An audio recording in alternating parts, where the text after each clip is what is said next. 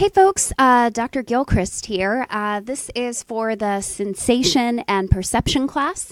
It occurs to me, and somebody helpfully brought to my attention, that I hadn't fully finished up our discussion of depth perception and stereopsis.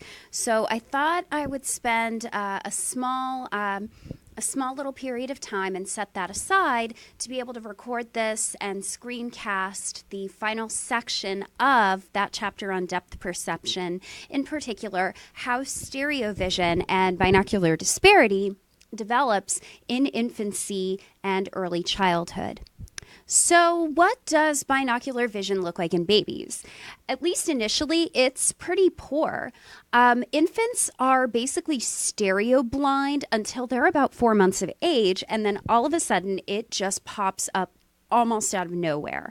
And really, when you think about the visual capabilities that babies have when they're born, they're not necessarily blind, but their vision is incredibly poor, and it requires input from the outside environment to be able to develop correctly. And you can't really have effective stereopsis until vision has developed properly. And it suddenly seems to pop up. Now, this ability is not all or none.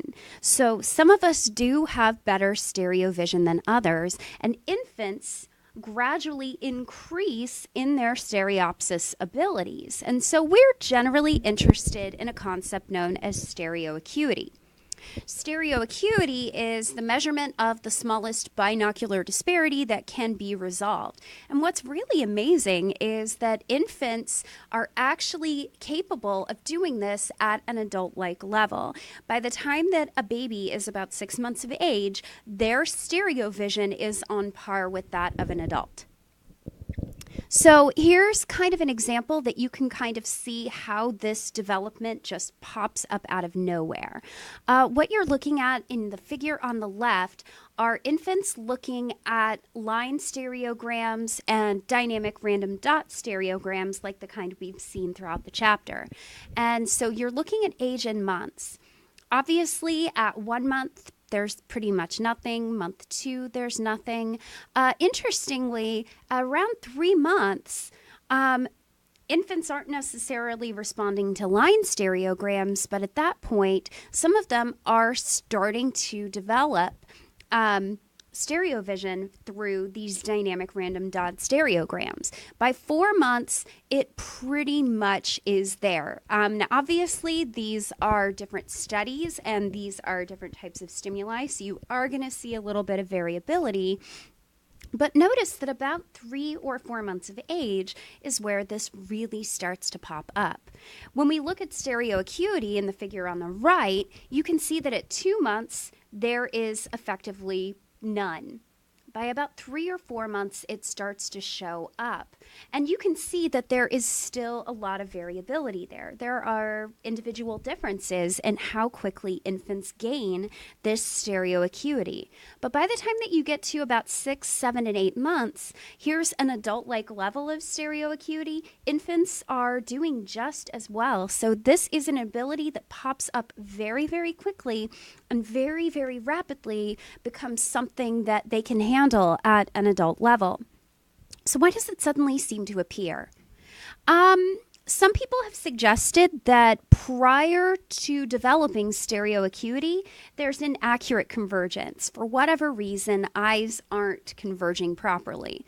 And this is a possibility, but you don't necessarily need to have accurate convergence to be able to detect disparity. Is it because the visual system hasn't fully developed yet? That's also a possibility. However, research with monkeys seems to suggest that no, that may not necessarily be it. When you look at the primary visual cortex in monkeys, to dichoptic sign gratings, which requires stereo vision, primary visual cortex actually functions at adult-like levels in infant monkeys compared to adult monkeys in terms of being able to notice differences in disparity. So it's not something due to the primary visual cortex. Is it V1 monocular cues? Is it something going on in secondary visual cortex? We're not entirely sure. Now, there are some visual disorders that affect development and might potentially lead to stereo blindness. As we've kind of seen, you can develop stereo vision outside of this critical period, but it's very rare. Part of the reason that some people never really develop that stereo vision is because of early eye disorders that aren't necessarily corrected in time to be able to do this. And in particular, one thing that can absolutely affect the development of stereo vision is a disorder known as strabismus. This is when the eyes are misaligned some way. So there are two different types. There's esotropia. One eye is crossed inward. I'm not going to do that for you on here. And one is exotropia. One eye deviates outward, similar to what we saw with amblyopia or lazy eye. So here's an example of esotropia. Here's an example of exotropia. Now, how does strabismus affect vision?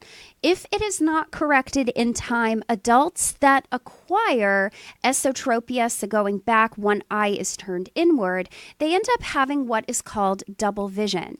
So looking at this figure, if we had a brick that you were looking at on the horopter. So in this case, it is on the horopter, so it should create corresponding retinal points. However, because one of the eyes is turned inward, one of the things that we will find if you acquire this, so you weren't born with this, but you acquire this, you are going to perceive double vision and perceive two bricks. Now, what about if you're born with this? Well, one of the things that we know is that when you're born with certain types of disorders, your brain learns to compensate for that very, very quickly. Children that are born with esotropia have conflicting information.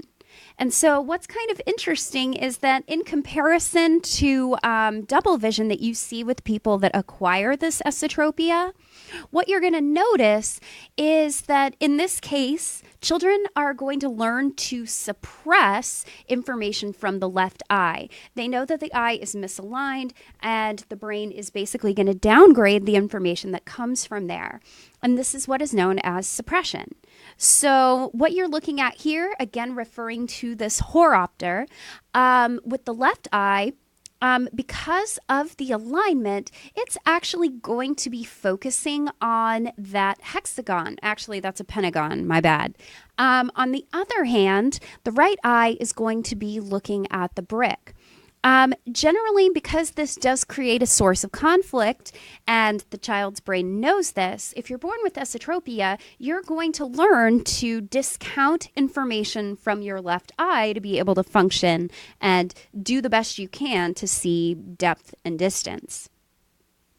Now, this will affect the future development of stereopsis. Strabismus ends up, and this suppression that results from strabismus actually reduces binocular neurons in the visual system, and those are a really important part of the process. So one of the things that we'll find is if you are born with strabismus and your eyes are misaligned, surgical intervention has to happen incredibly early before stereopsis will develop. So what you're looking at here is the percentage of infants that are shown that show stereopsis. You're looking at age in months. One of the things that you'll notice, you want to get that surgical intervention done within the first couple of months of life, because if you don't learn it by 4 months when this starts to pop up, you're never going to be able to gain the ability to do so, as you see in the figure on the left. Esotropic infants start out not looking all that different from infants that do not have esotropia, but by about 4 months, when stereopsis normally develops, you see their ability to do so absolutely plummets. So we want to try to get an intervention by 1 to 3 months as soon as possible to make sure that there's no disruption to the ability to developing that stereoptic ability. So that is all I have. I want to finish up our discussion of scene attention and change blindness, and we will talk about this next time.